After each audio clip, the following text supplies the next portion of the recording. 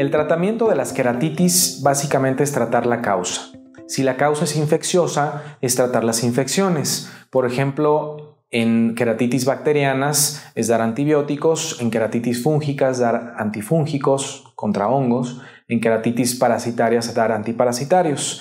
En causas inflamatorias es tratar la inflamación, en causas traumáticas es paliar la inflamación causada por el trauma. En ojo seco, por ejemplo, es tratar el ojo seco y también tratar la inflamación secundaria al ojo seco.